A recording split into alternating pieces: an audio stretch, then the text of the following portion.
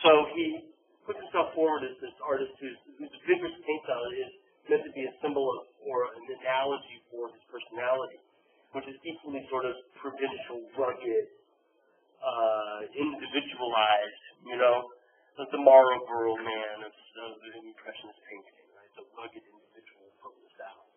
When he moved to Paris in 1861, following Zola, I gave you some misinformation on Friday. Zola did not write the Comedy Humaine, that was Balzac. But he did write significant numbers of works, not 100, but more like 25. And the works that I mentioned on the recording that he actually did write, he got those ones right. But I attributed to some writings that he didn't do. He's still a very important author and critic and childhood friends with Cézanne, up until the moment when he writes the masterpiece, and Cézanne writes him off thinking that he's dissing him. Right? They never talk again, which is kind of sad. Cézanne exhibits with the Impressionists, becomes friends with them. That portrait that I showed you of the man Balabrègue that we looked at last class, remember that? Here, I got an idea. Let's see if I can do this without destroying everything. Open something here and plug it in.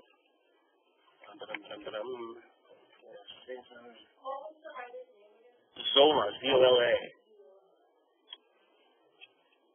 Emile. Like what?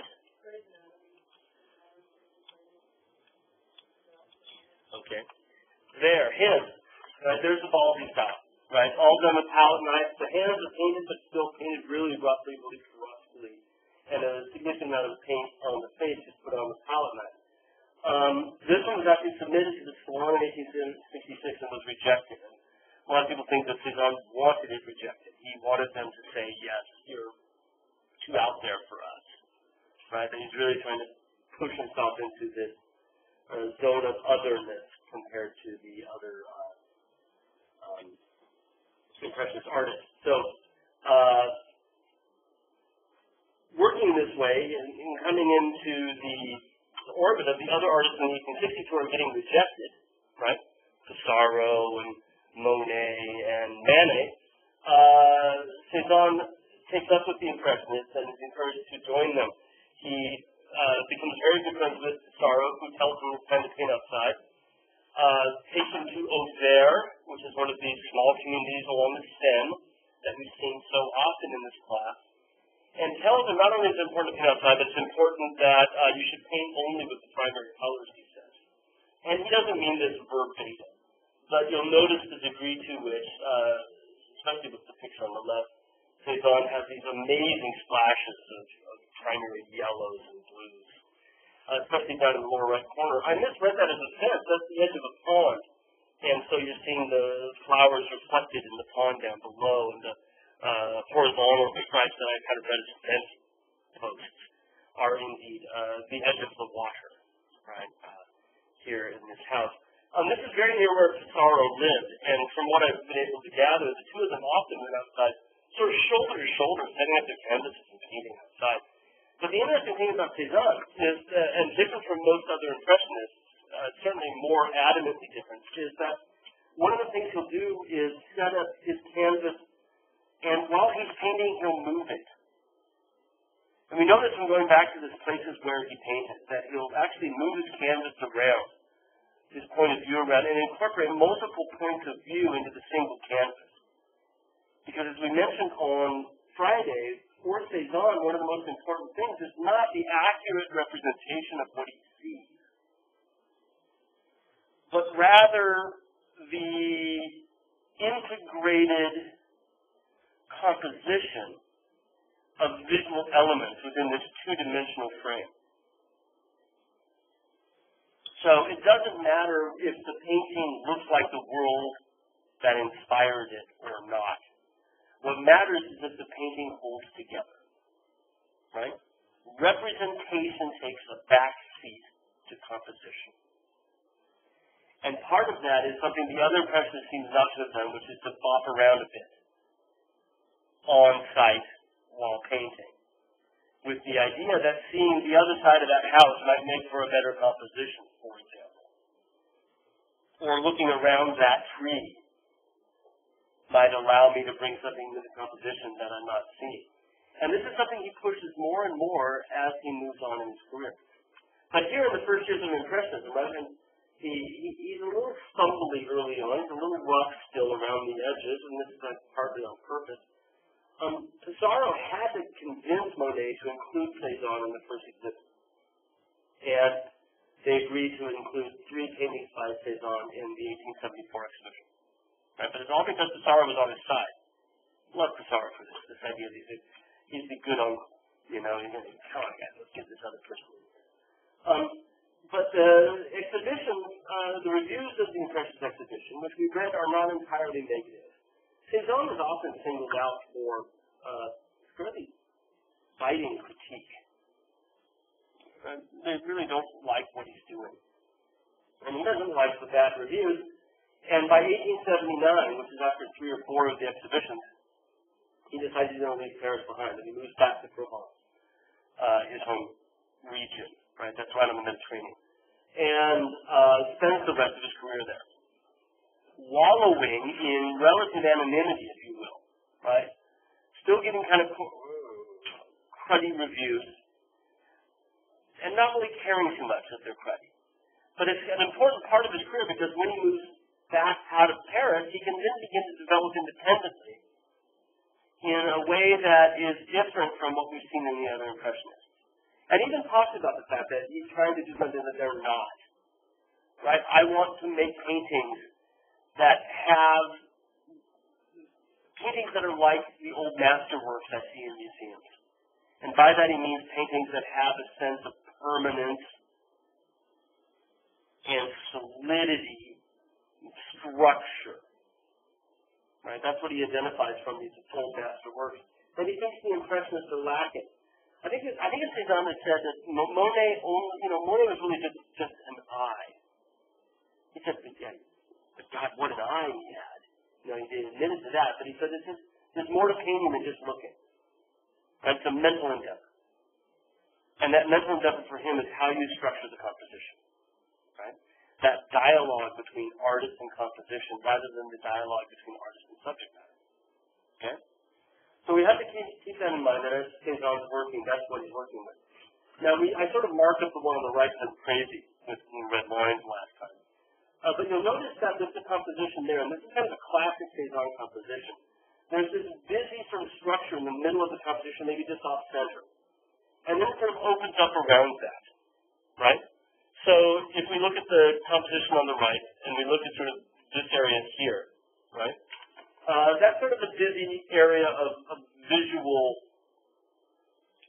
focus, right? The structure there, the juxtaposition of the different forms attracts your eye. And then you'll notice that the rest of the composition sort of expands out from that, right? And gets less busy as we move out to the corners from there. Okay? Is that relatively clear? And that's, in fact, kind of how he works. So here's another work by Cezanne. I've often heard it discussed as being unfinished, because a lot of the whites that you're seeing here, and we'll see Cezanne use the white of the canvas a lot, and do great crosses in his work. But here you can see, again, that same sort of classic composition. There's that area in the middle that he's devoting the majority of his focus on, and he wants you, the viewer, to devote your focus on as well. And that's the area around that little blue building, right? And it's really the only densely applied color in the entire composition is that building at the center. And then as he moves out from there, the forms get more diffuse, they get broader, right? They get less tightly packed, to the point where when we get to the corners, it's really sketchy, the paint is applied really thin. But in addition to that, the bare canvas begins to sort of become the dominant part of the composition. And he thins the paint more and more, so that in the middle, and this is where it's such an incredible change, right? This is much later. This is, 25 years after the Balzi manner. But it seems as if through his entire career, he's very aware of how the medium behaves and how he can exploit the medium for different effects, right? So here are these turpentine-laden areas, like in the upper right corner, where you can see it's just kind of stained on the canvas rather than painted. Right? These green bits up here. Right? is just watered down. Now, watered down is not the right word, right? It's thinned out with turpentine. Terry, get your hand up. No, sorry. Oh, right. So I've got some details here, right? And you can see the part where he's most focused. This area around, I presume to be a boathouse, right? Since we have this house at the water's edge. But he's got that really brilliant blue that's tucked into the house and some of the forms around it, and picked up in the landscape next to it, right? Just off that boat itself, and then reflected sort of purpley on the water there. But this is the primary focus, and the most densely painted part of the composition. Even at that, it's not that densely painted. But as you move away from there, not only does the paint become thinner and thinner and thinner and thinner, but the forms become less and less well defined. So if we look at the larger house that this is a boathouse of, we can make out part of it directly behind it, and then there's a wall. And what appears to be a roof, but there's no sort of definition to it whatsoever. Right? This area right here. That structure. And so he's caught the edge of it, he's figured out where it is. But he's not defined it at all. It's defined, in a way, it's not defined by what it isn't. Does that make sense? It's sort of a negative space drawing, if you will. Where he's really just defining the trees that are behind it, and maybe he comes back and catches the edge of that building, but in the long run, the building itself really isn't painted at all. He sort of found it there, and he's left it as a compositional element in the canvas, but it doesn't really, it's not a structure per se. And the further out we move, you can see that just becomes more and more the case, that the forms get washier, looser, and ethereal, non-existent almost, as we get to the corners, right?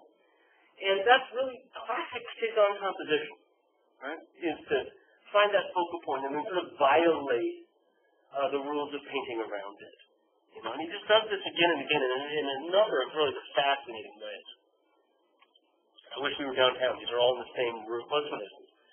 But you know, we're blessed with a lot of Cezanne around here, right? So you can see again, even in the more finished works, where we have exactly the same issue, where we've got this sort of this busy structural point in the middle. He loves structure, right? He's trying to anchor his compositions, give them that lasting permanence that old master pictures had. And for him, that lasting permanence comes through geometry, through structural solidity. And so he'll anchor his compositions with these forms, you know, in the center, and get looser and looser the further you get away from them. And you keep in mind that he's moving his canvas around and painting things from multiple perspectives, and all of a sudden, the kind of wonky perspective qualities that these have. Look at the red roof, for example. And it just doesn't quite work with the rest of that building, but it doesn't matter because it works within a composition, just not in an accurate representation of space. Right? And that becomes the anchor. He talks often in his writings about geometry and the importance of geometry. He says that we should conceive of nature, we should look at nature as if it were nothing but a series of cones and cylinders and cubes.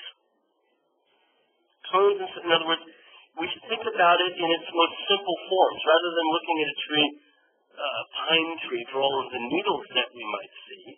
We should look at a pine tree as a cone. Not a pine cone, but a geometric cone. We should look at buildings as being a stack of cubes. Trees on the right, that cypress tree, as a cylinder.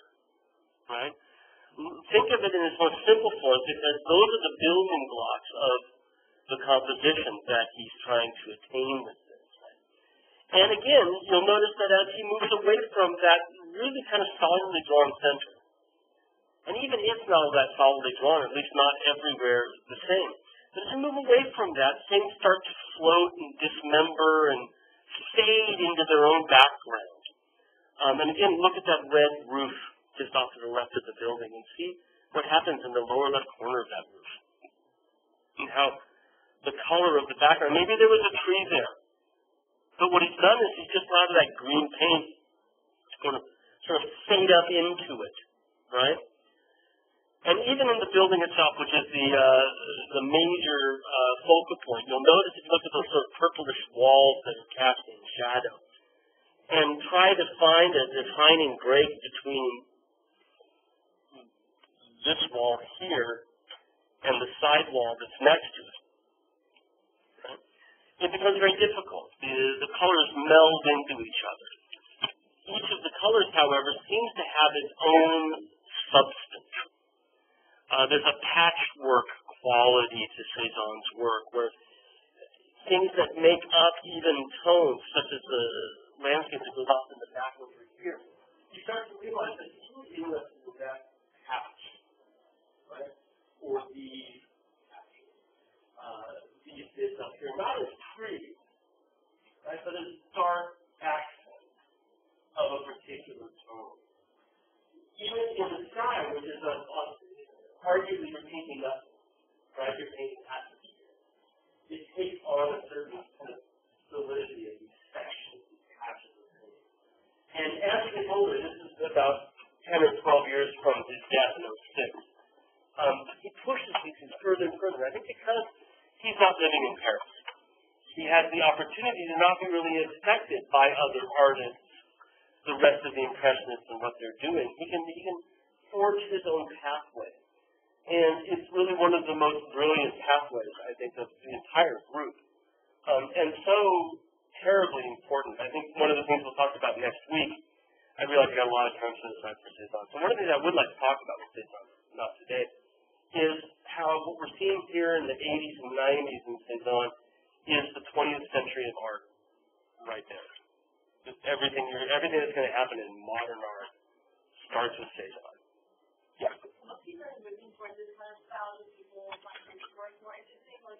He started getting some acclaim in the early 1900s, and part of that acclaim came from the fact that the rest of the world caught up with him. Right? So you can imagine when Picasso starts getting good reviews for his blue period pictures, for example, in 2004, or even just before that, those little yellowish pictures that he does, really brilliant, or where Matisse is starting to really break out and push his way toward Fauvism, which is, again, sort of 2002, 2004. That's when people are like, oh, you know what? This is, and the world caught up with him, you know? I think at this point, he's so far ahead of the game insofar as, and then he's look back and say that.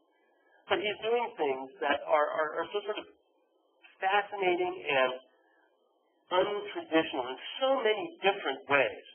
And I'm just pointing to a few things. I mean, there are other things where he just likes to, you know, normally in the middle of a composition you would have a view through to something deeper. You know, all the business just put something there that's blocking it, you know, and just says, you know, heck with the rest of the world. I'm going to paint it away. I'm going to break the rules and see what happens.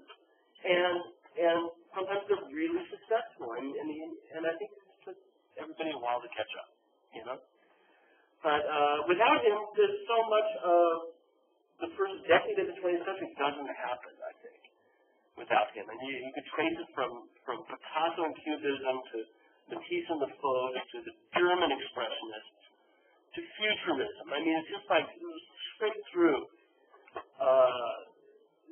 Even Syncretism, and for Russians, you know, it doesn't happen without Cézanne.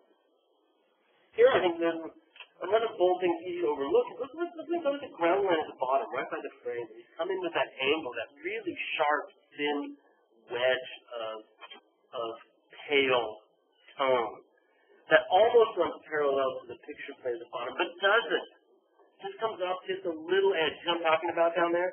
Right? That's really gutsy. Right, to play with that down there at that kind of a raising angle, and bring it in right at the base of that little hut down there in the lower right corner. Right?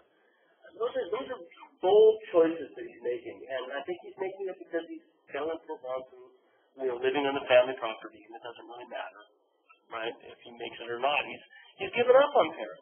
He doesn't care if they like it or not, right? It's down here. So I've got some nice details, and again, this idea of how he establishes these solid three-dimensional forms and then turns right around and destroys them, right?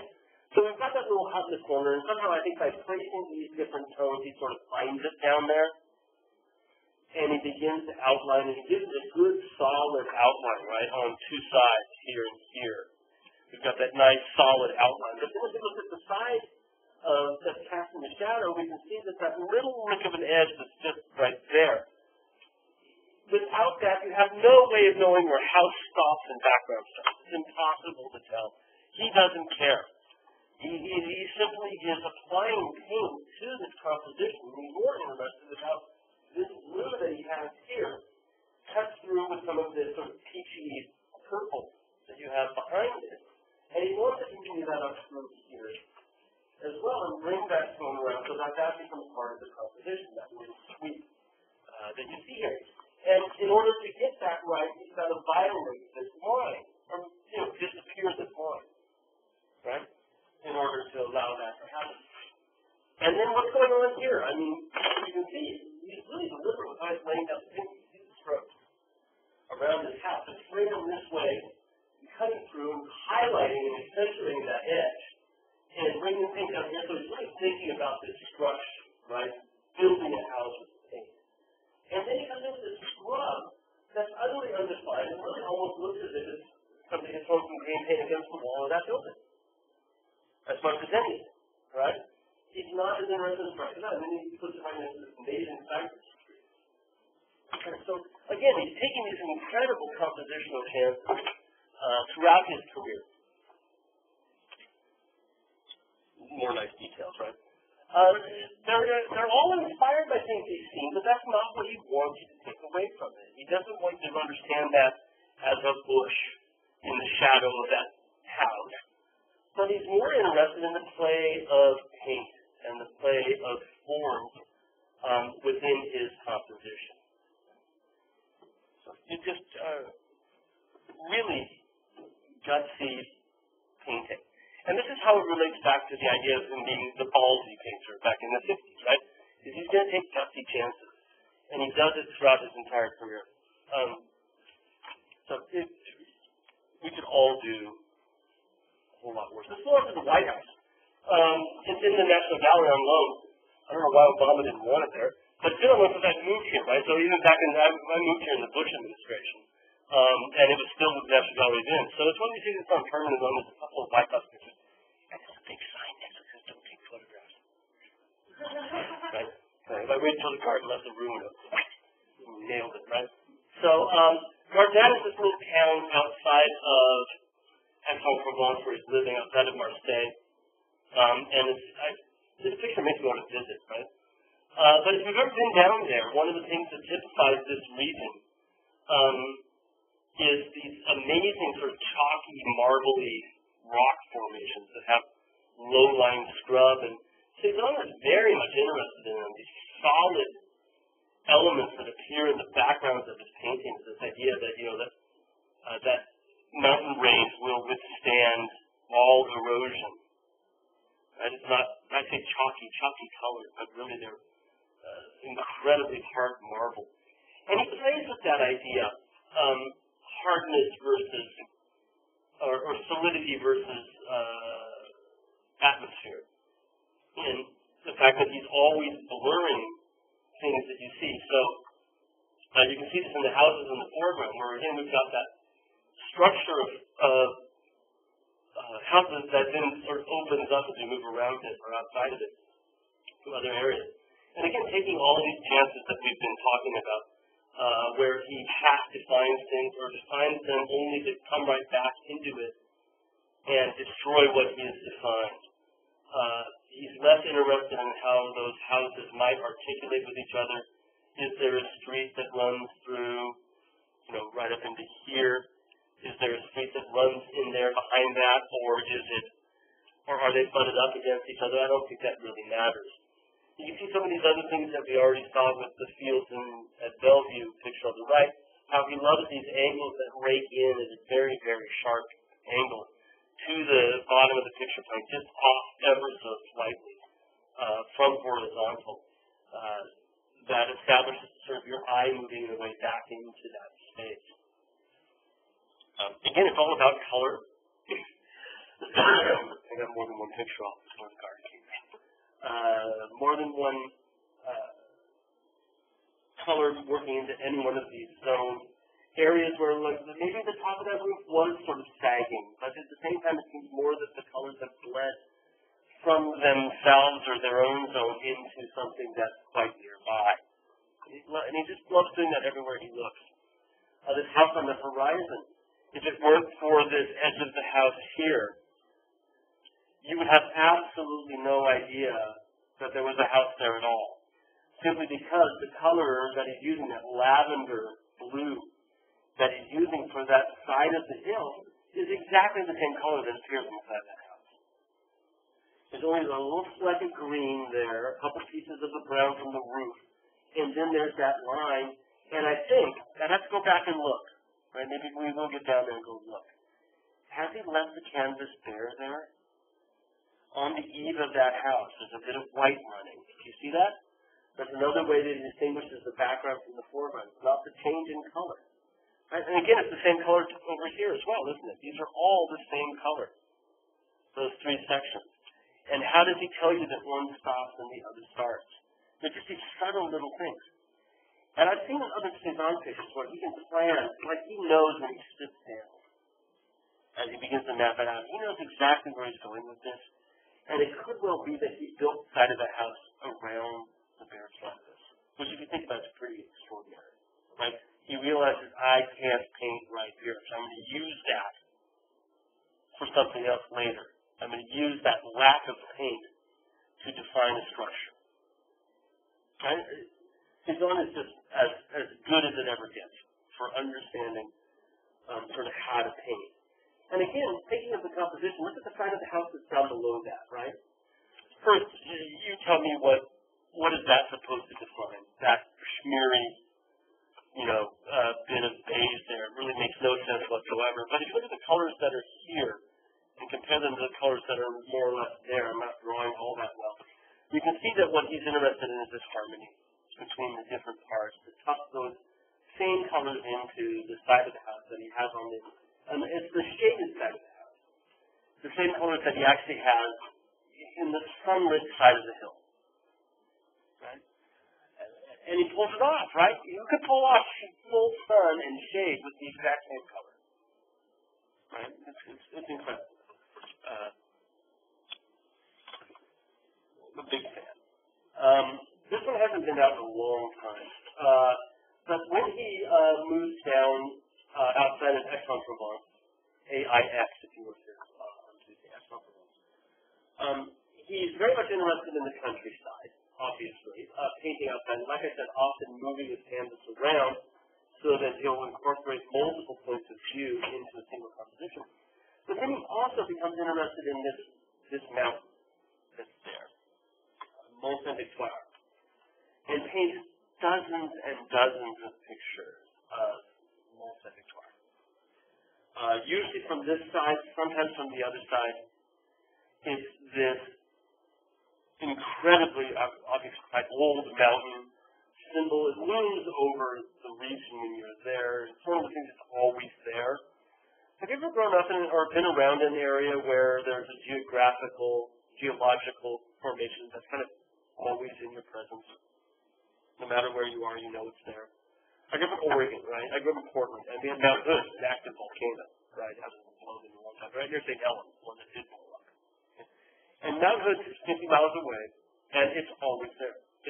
It's one of the things wherever you are in town, you get a view through, and you know it's going to be out there. And Saint-Victoire is at the times 10, not in size, because it's not that tall. It's 4,000 or 5,000 feet is all. But the fact that the area is not as built up, it's not an urban environment, it's in the countryside. It's this looming presence of what is permanent and traditional and characteristic of this region. Right? Like these rocky, unforgiving mountains.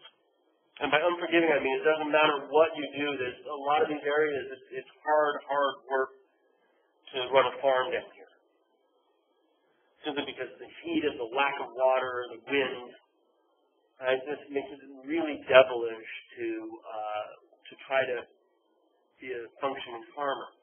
And it's that sort of rough-handedness, if you will, the harshness of nature that Cezanne, I think, takes as part of his character when he does the ballsy stuff. So, anyway, he ends up just absolutely fascinated with Mont Saint-Victoire and does dozens and dozens of pictures of it. He rented a property with a balcony overlooking.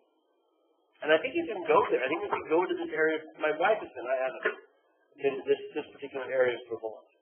But I think that you can go there, and there's a Cézanne trail where they'll have in the countryside reproductions of his pictures from where he painted it, right?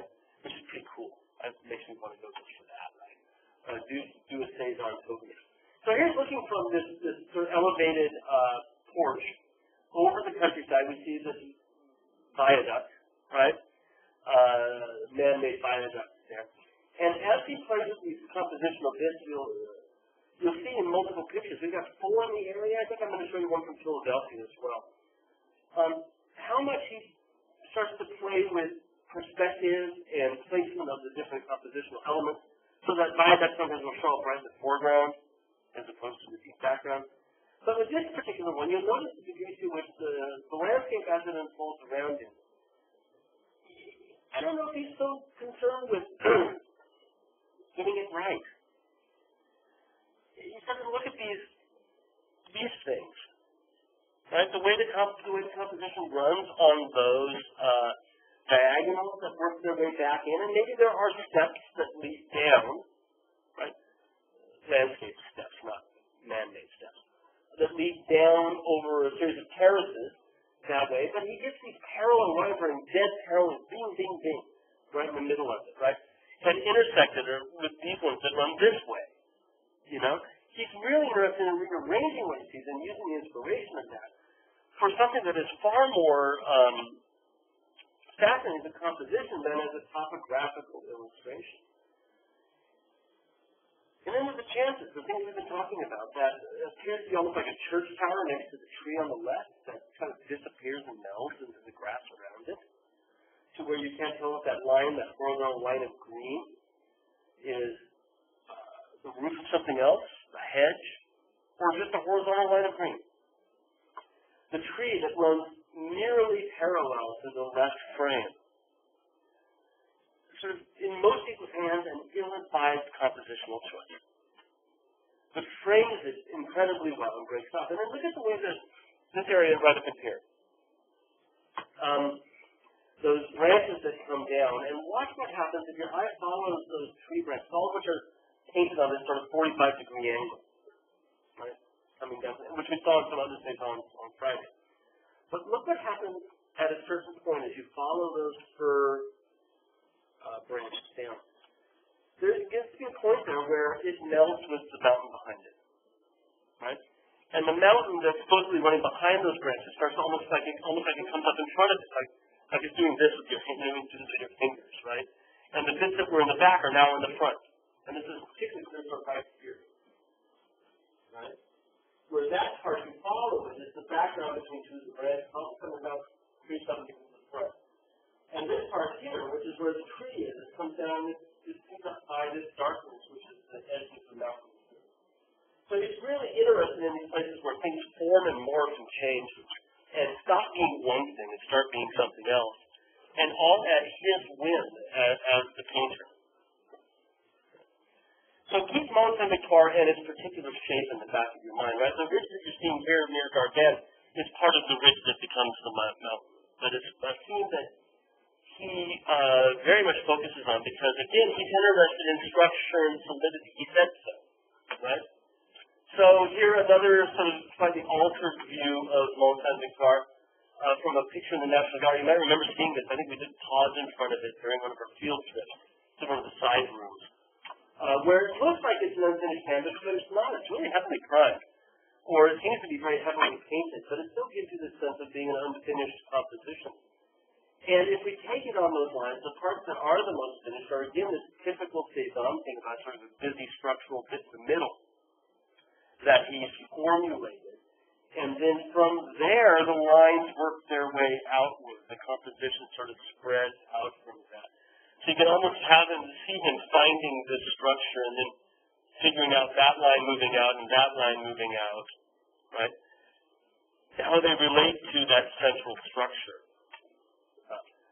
but begin scrubbing it in and simply locating things and beginning to define them so that maybe later he can come back and totally violate what he's once defined, deconstruct what he's once constructed.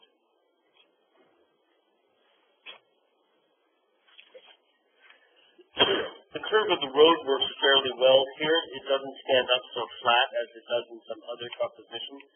You'll notice that his landscapes, unlike Pissarro's, unlike Sisley's, there's never anybody here either. Right? They are just the power of the land itself. There's no sort of commentary on the ideal life of the rural working class. They are more just sort of, I'm going to stop right here, I'm going to wait till the cars go by. There aren't any cars in 1883, but you get the idea. They wait till the wagons pass. And just going to record how we as people have structured our environment with architecture. And it does seem that as often as not, there are buildings in these things. That they become an important part of the landscape for him. Look at that, the tree in the center that he's begun to sketch out with this really thin oil paint, right? You can see it's really calligraphic. It's very much thinned it with turpentine. And then as it moves up and around, he catches the edge of it here, right?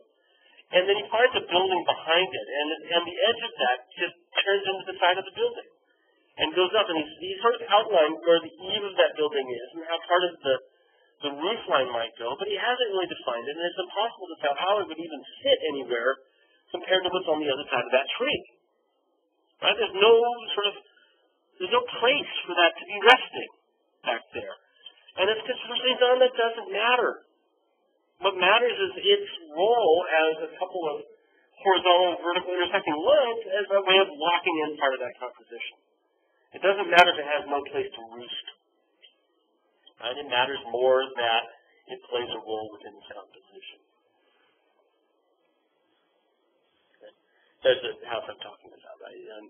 A house without a home floating in the background. And again, here I think he's aware. It's not like he got distracted, right? And although he didn't sign this, but I don't think this is a work where he said, I'll finish that sometime, and never got back to it. I think at a certain level he has to, like the public materials in the National Gallery, has to understand that there's a certain power to it in its unfinished state, the way your mind plays with it. Because again, he sees painting as not being a visual exercise, but being a mental one. So if you can leave things for your mind to complete, right? I don't have much. If you can leave things for your mind to complete, then he's more power to it. But also, I think on a certain level, it evokes the sort of searing summer heat that one gets down there. It's really hot in the summer there. I mean, it's like scorching. It's very dry. It's not like here where it's humid and disgusting, but it's just dry and arid and parching heat. And the sense that the ground itself is almost radiating up that intensity everywhere we look. It's not trying to get fog or anything. I think he's trying to show heat or understands its effect in doing that. With the mountain in the background, right, notice the degree to which, again, the mountain is the same as the background. In multiple places, sometimes it's the same white for mountain and background, and the thinnest of lines to suggest the difference between the two.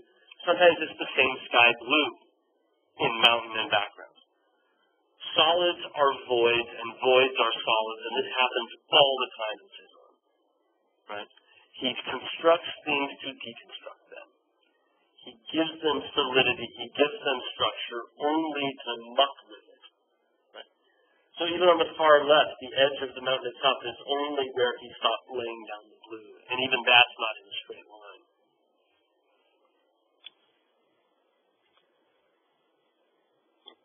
I can't even tell what that is. Oh, I got it. I'm talking about what that was a detail of. It's so hard to tell. It's right there in the middle, just above the house, right?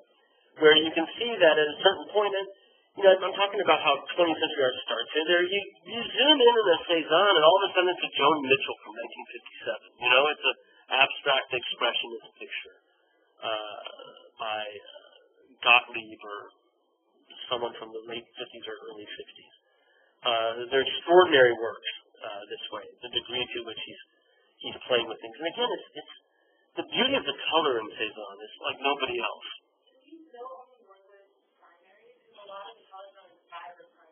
They really seem that way. No, I don't think he ever really only worked with primaries. I think that Pissarro's point was to kick him in the teeth, and say, hey, Mr. Baldy painting, put down the palette knife and get rid of all those blacks and browns, But it does seem as if he's not using blacks anymore, right, at all. And even his browns, right, are purples meet yellows, like in the lower right corner there. Yeah, and then I brought this in, I think, not only for the utter abstract quality of the layout of the paint, but also so that you could see in the background there the degree to which the bits that appear to be plain canvas really aren't. He's built those up. And you can see that the white that we're looking at there's some of the paint's been dragged across with dry brush, but he's working that white as well. So if we look at this section here, right, that's way over the top of this. So he's working that sort of ivory tone that you see through there, white, is as much part of the painting as anything else. He may want to cover it up eventually, but I don't think it's just unprimed canvas, raw canvas that he's seeing there. We'll look at 3 or 4, like I said, the big Mont Victoire picture, the Baltimore Museum picture. Nearby to this was a rock quarry, limestone quarry, the Beaverman's quarry, that produced these amazing, sort of rich red stones, limestone. And he loved painting from there. He painted 4 or 5 different versions of this from the Beaverman's quarry, where looking up out of the quarry to the mountain, he began to then think about this whole idea of structure and solidity and man's role in that, right? If everything else with houses, we're adding to it somewhere, right? The structure and solidity is often what we've brought to it. Well, a quarry is where we've cut it away, right? Where we've deconstructed the solidity of the landscape. And I think with Cezanne, we can look at his interest in the quarry as being similar to his interest as a painter, which is the one who constructs and deconstructs, right? The one who both builds up and carves away. And here we see the remnants of man's carving away in order to transport those stones to some other part of the countryside and build something else up over there, right? Again, if you look at the way he handles the different parts, we have a tree on the upper right corner that isn't really defined as a tree, but just becomes this sort of dark accent that cuts off that corner. But then if you look at the sky that's between it and the edge of Mont Saint-Victoire, this almost becomes something that looks like it's three-dimensional. It comes out rather than falling back. You see what I'm talking about here? This area through here. Because of the way that the clouds are handled and these patches of color that have this dynamic power in themselves, it's almost as if the mountain comes like this and then this comes out like that. Do you see that? Right? It gives that sort of odd, edgy perspective there. And this is, I think, what makes looking at Cezanne's pictures eternally worthwhile and fascinating is the degree to which, with each one of them, your mind does this back and forth, flipping between thinking that you're looking at a mountain and a forest, a tree, the sky, and then understanding that you're not, that you're looking at a picture, you're looking at paint on canvas. And the way he does it is sometimes to flatten things out. We saw this on Friday. But sometimes it's also to give solidity to things that aren't solid as the sky. That the sky itself, and especially that little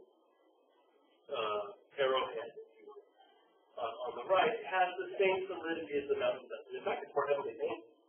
You can see if you look at the mountain how much of that stays for that sort of ivory canvas tone underneath it. Whereas there seems to be significantly more paint applied to the sky needs to be taken to. Again, that's the exact opposite of what you would think is the proper way to apply the paint. You would think to do is use the paint to structure the structured things in the canvas, like he's done that along the system before. But in fact, when we get to Mont Saint-Victoire, what we see is that that's very lightly painted, very thinly painted, whereas the sky is much more densely applied. And then if we go over the far left corner, we can see that some of the marble color that he's using to define the mountain is now part of the sky itself, as if it's a little exactly what he's doing. Solids are voids, voids are solids, right? In other words, everything is the same in a way. Everything has as much of a role to play in the overall composition. He's leveling the playing field. All of the parts are actors, and there are no sort of B roles. Everybody's got a starring role in this drama that he's constructing. Isn't that detail?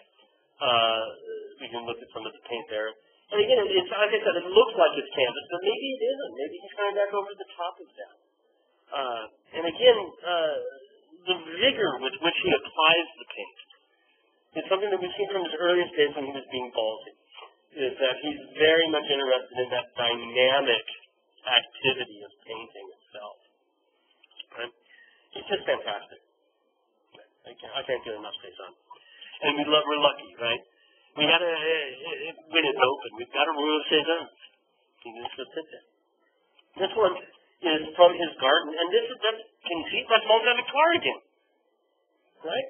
Right here. See? But it's not painted, right? So this is that mountain range that we saw before. There's the mountain top. And this is from a different view.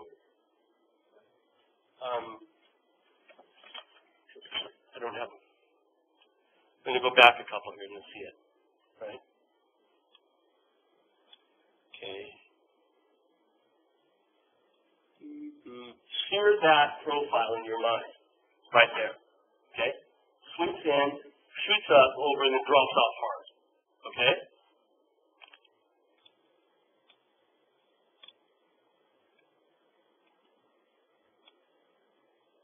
There we are. It's just here.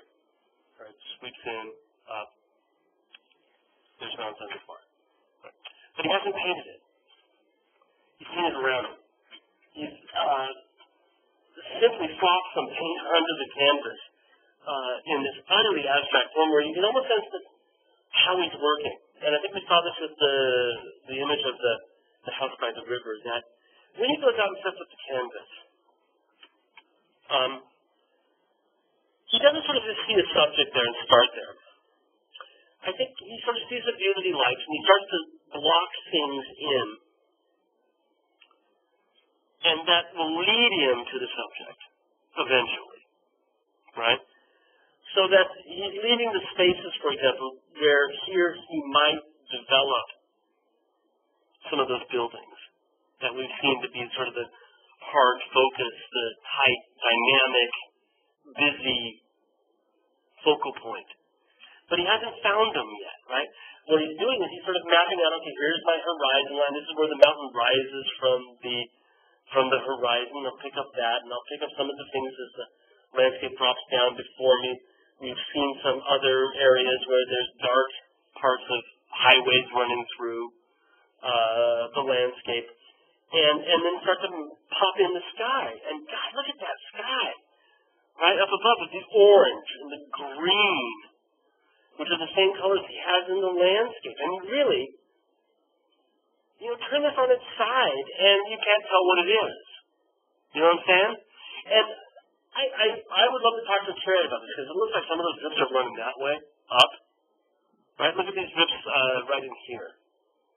Right? Where his really wet paint, they look like they're dripping up. I wonder if he turns this thing upside down while he's working on it. Definitely do, but I'm wondering if in the process of working doesn't, at some point, decide to invert the thing, because these ones look like they're going up. And this guy, exactly, there's numerous places where it looks as if, I'd like to talk to Terry and find out. Like I said, banking country is not my specialty, so I can't tell you for sure. Maybe I'll phone my friend Maura, who teaches up in who does a lot of Cézanne stuff, to find out if he actually did turn his paintings upside down in order to play the composition of it. But there are a number of places where it does look as if the gravity goes the wrong direction. Right?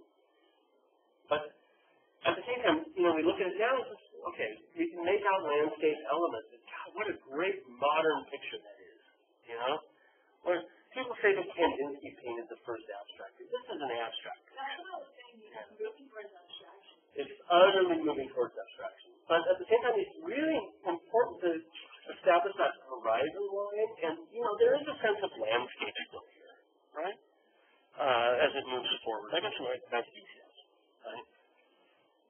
And, yeah, and again, I'm not going to be honest, it's Joan Mitchell, too. If you don't know her, she's a awesome, I know you like her, yeah, late 50s abstract expressionist painter, New York to begin with, moved to Paris, and just does these incredible gestural things with the most amazing color. And, but there, you see right over here, this area right there, there's some paint there that I can't tell which direction it's running, if it's always running the same direction or not. But this is, and you see how different the thickness of the paint is. And in some places it's barely a coffee stain, and then in other places it's really almost right out of the tube, right? That blue that runs horizontal, sort of lower right corner-ish, right?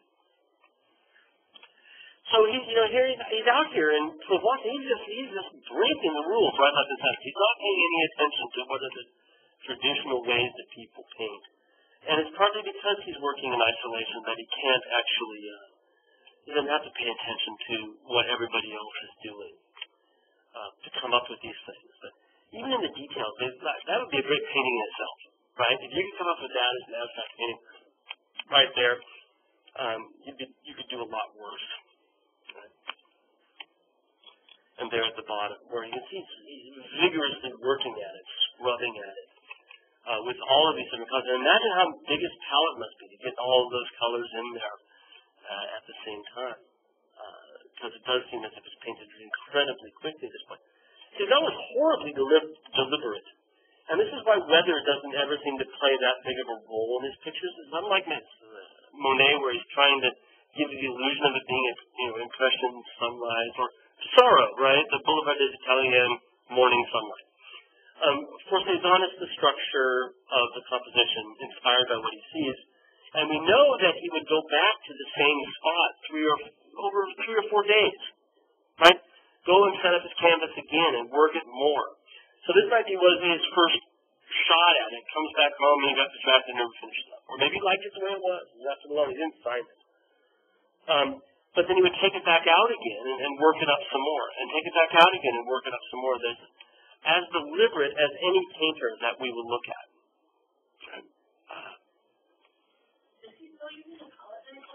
I don't think so. I think it's almost entirely brushed by this point. I think he gave that up, the palette knife. But gosh, these are just such good pictures, and they're just, I don't know, I'm a softie sometimes. Sometimes Cézanne just makes me weep. Because look I haven't gotten to the sky here, but look what he's doing with the sky and how sometimes it's the brush strokes that are actually inspiring him to work with this sort of sweep that you see here, that sort of movement in the sky. There's something sort of just happening on the canvas, and he's reacting to it, right? And again, to sort of drive him, the first one of Victoire, now you can see it maybe much more clearly, right? And you can see how that could become this very, very easily, right? These are both in the same. He dies in 06, so these are right toward the end of his life. And you can see how what he's done is he's mapping out the different colors, and he's making sure this is the one that's in Philadelphia, which is, for my money, maybe the best Cézanne on the planet. And you can see what he's done is, in our picture from the Phillips collection on the left, is he's starting to figure out where he wants the colors to be arranged on the canvas, so that he can come back in and then work them up more fully. So that peach that you see in the middle of the white is still there in the Philadelphia picture, but has been worked up more.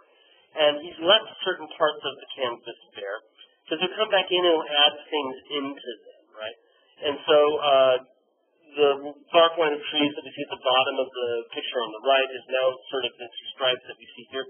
The aqueduct that we saw before with the arches becomes that straight line on the far right of the picture on the right, as he's developed it more fully. But you can see what we do is we go back each time and add more into this open start, right?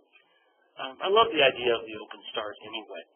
But even as he finishes it up, right, and this is the great thing about the Philadelphia picture, I think, is that he's still aware of some of those places where you can still see the canvas coming through and the value that those have for the overall composition. Also with the Philadelphia picture, again, that issue of solids and not solids, right? The negative space is positive space and vice versa. The voids are solid and solid. Look at that cloud on the right of the picture on the right. It looks almost like a balloon hanging there or something with some green off to the side of it. Or that inexplicable splotch of green up in the sky here. I mean, we know from other pictures that there was a branch that hung over his balcony where he painted, and that could just be this fir branch coming through. But he hasn't bothered to describe that at all. He's simply throwing in some of that green, which is the same green that you see down here, right? Pulling the composition together. And we see him already doing that with the garden picture on the left. And here, what really knocks this picture out of the park for me is the number of places where you can't tell if it's sky or mountain. There's just no way to tell. There's a simple line that runs through it, but without that line, it is the same color for sky as for mountain. And the same color as mountain as for forest. That he's tied the composition together and laced it together. And when I first saw this picture live, which was in 2006, it was here for a big Cezanne, 100-year retrospective of Cezanne's work, Cezanne in Provence at the National Gallery. Fantastic. I went like 20 times, right? And this was here. And I taught it before because it's always in the intro textbooks, right? There's the Philadelphia picture. And when I finally got to see it, this is where I wept a bit. The tip top of that mountain, right? This area here, right, which is the part that never eroded, right? The part of the mountain that withstood weather beating for millions of years, right? The most solid thing in the composition is bare canvas. And this picture doesn't show it well, but he figured out when he started painting this thing that he was going to leave the tip of the mountain unpainted. And he painted around it for the rest of the composition. How many times he took it back out there again? He painted around that piece, never touched it with paint. And I just find that, A, incredible insofar as technique is concerned, right? The surety of technique. But B, it's in a nutshell what we've seen in all of the other Cezannes we've been looking at. The idea that he's been playing with sort of distilled into one little picture is this idea that solids aren't there. Voids are there. So he doesn't paint the most solid thing. And what he does paint, and paints a lot, are the unsolid things around it. The sky, the atmosphere. That it becomes more solid as part of the composition, but less solid as a physical artifact that he's trying to recreate. Does that make sense? It's double talking my way around this, right? But I think you get the idea, right? That he's using his paint to contradict your expectations. Anyway, get up to Philadelphia, right? Their museum costs $20. Ours are free. So you just stay here and go to them. If you get to Philadelphia, don't miss their Mont Saint Victoire. It's just a knockout. Right? Another White House picture. I think this might be the last one we'll look at. One more after this, maybe. But another one I was able to renegade photograph, right? Where we can see exactly what he's doing here toward the end of his life now that he's in Provence. He's sort of catching together these colors that are inspired by what he sees. But as he does that, he just finds things out there that he wants to amplify as compositional relationships that have little or nothing to do with what he was really looking at. And so, for example, that cypress tree on the hill, upper left third of the picture, right? What he's done is he's picked that up somehow with the blank canvas that he left in between the blues that he's painted. And so it's almost as if that Cypress tree looks like a rocket shooting into space, you know, that line is picked up. Or down below, as he started to punch in those darks around that piece of architecture that is his focal point, you notice that the architecture itself, again, becomes nothingness almost. It's just one wash of orange, right? He's not structuring as much as some of his earlier pictures. I mean, he's using it basically as a site for juxtaposition between the greens and the oranges. Or even finding, just to the lower left of that, about 8 o'clock, another structure that he hasn't defined at all, right, with a bit of blue and some orange in it. But again, tapping in these colors that stitch every part of it together so that the blues from the sky can be found all the way into almost deep into the lower left corner of the picture. And the orange from the building becomes the thing that ties together the openings through the brush as we see the grass on this hill leading up to the top.